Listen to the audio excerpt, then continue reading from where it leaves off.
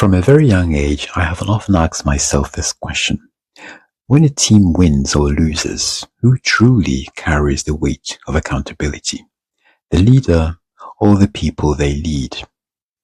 After the managerial departure of Andre Villas-Boas, also known as AVB, in 2013 at Tottenham Hotspur Football Club, I find myself returning to this very question, not just as a football fan, but as someone who has led and built teams across industries for years.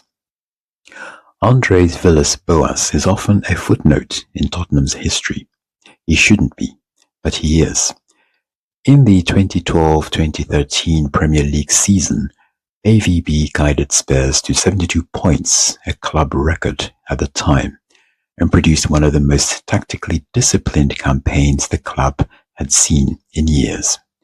They narrowly missed out on Champions League qualification, not through failure of process, but through the cruel mathematics of a league in which another team simply had a historic season. Less than 48 hours after a defeat, he was gone. That decision stayed with me, not because of the football, but because of what it reveals about how we think about leadership. Often in sports, as in business, we say we value process. We talk about culture, about long-term vision, about sustainable growth. But when the expected delivery results feel slow, even when they are objectively strong, organizations often panic. Media pressure builds. Stakeholders grow restless. And leaders who are doing exactly what they are hired to do find themselves on the wrong side of a narrative they never controlled. AVB's exit wasn't just premature. It was a case study in how organizations misread leadership. The players backed him publicly. They cited his integrity, his clarity of vision, and his effect on their development. That kind of endorsement is rare. It means something, and yet it wasn't enough. Having led teams across different environments, one thing has become clear to me. Accountability is never the sole responsibility of the person at the top, nor of those they lead. It belongs to both. Sometimes it's the team member who is still finding their footing, learning to trust the process, to commit fully, to align with a shared direction. Sometimes it's the leader growing into their role, learning to trust their instincts and communicate their vision with greater clarity. And often, both are growing at the same time. The best outcomes I've seen in sport and in business happen when both sides lean in simultaneously.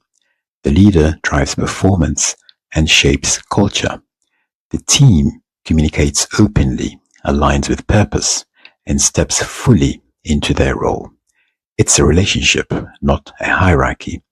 And like any relationship worth having, it requires time, mutual respect, and a willingness to be open, to be honest when things aren't working. Today we live in a culture obsessed with speed. Instant results, rapid pivots, quick wins.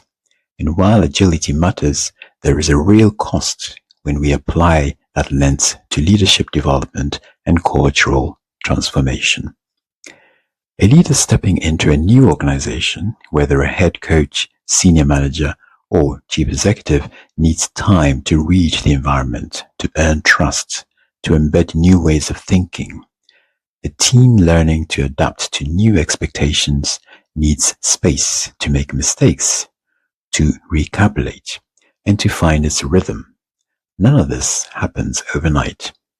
And cutting it short doesn't just stall progress, it often reverses it. AVB's dismissal should be studied not as a failure, but as a warning. When organizations sense momentum but haven't yet seen trophies, they sometimes dismantle the very foundations they've been building. This isn't decisiveness. It's short-termism dressed up as leadership. Real leadership, whether you're managing a Premier League squad or a cross-functional business team, is not measured solely by the scoreboard. all the quarterly numbers. It's reflected in 1. The trust a team places in their leader, especially under pressure. 2. The clarity of a shared vision that everyone can articulate and act on. 3. The culture of accountability, not blame, that a leader creates.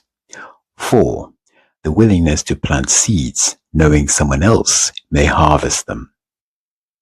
These things don't always make the back pages, but they are what separate leaders who transform organizations from those who simply manage them.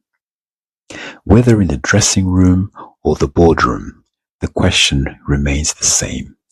Are we prioritizing short-term results over enduring impact?